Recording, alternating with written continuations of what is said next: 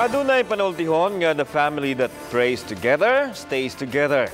Kini mao'y nakapagpahiusa sa tulo ka henerasyon sa usa ka pamilya ang hugot nga debosyon sa Santo Niño nga gihulagway nila nga nakatabang sa ilang dakong kalampusan. Si Chona Carion sa iyang Regional TV presents.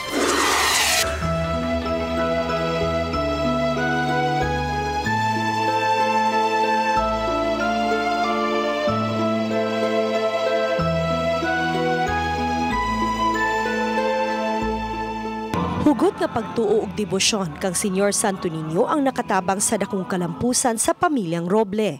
Gikan sa apuhan hangtod na sa mga anak ug apo, way makatarog sa debosyon sa banay ngadto sa balaang bata. Matud sa 71 anyos nga si Beatriz Roble, wa pakyasa sa Santo Niño ang ilang mga pangaliya ug ang paghawas kanila sa hapit na mabangkarotang negosyo kaniadto. Niadtong miaging tuig lang na-diagnose siya og breast cancer apan wa siya mawagtangi og paglaom nga mamaayo siya. Ang Santo Niño ang iyang kadangpan, gani nagtukod gyud siya og chapel diha sa ilang buhatan sa Pier 4 ning dakbayan sa Sugbo aron maampuan sa iyang banay ug mga kawani. Grabe gyud. Oh, everyday good nang kusimbahan.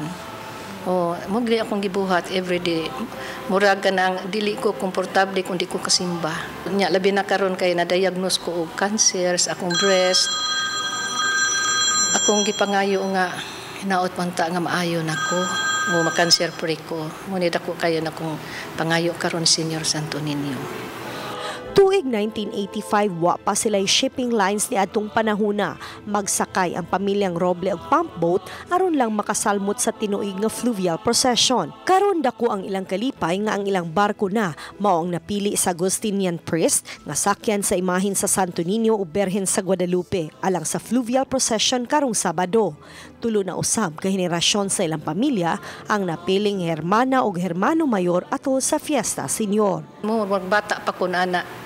O kay mo nang nagi-train sa among parents nga mag-ampo kita sa Ginoo labi na ni Senyor Santo Niño amo gyud isang debosyon. O nya labi na nga itagaan mi dakong grasya nga nahimo ko karon ingon ini. Dako kami pasalamat. Nga ang kalipay di gid matokib nga among na dawat ni kay usa ka ni ka bililhon usa ka dakong grasya nga gihatag diri sa among pamilya mo na nga amo gini nga isip nga dako kayong dungog og pribilehiyo. Si Beatriz iyang anak nga si Jose ug apo nga si Jacqueline pipila lamang sa milyon-milyong mga deboto sa Senyor Santo Niño nga bisan pa man sa nasinating mga pagsuway wa kini makatarog sa ilang hugot nga pagtuo sa balaang bata.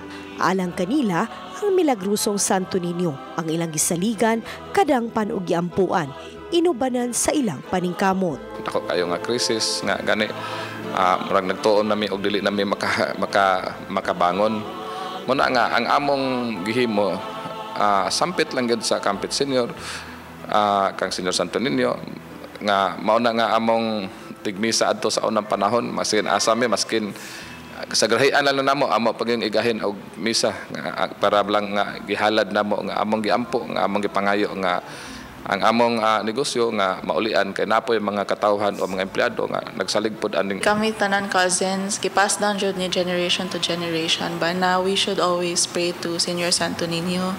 So kami po sa kami mga third gen murag napo na sa mo ang values na dapat always should mo pray sa Santo Niño kay mao man gyud ni nakatabang gyud sa mong negosyo throughout the years.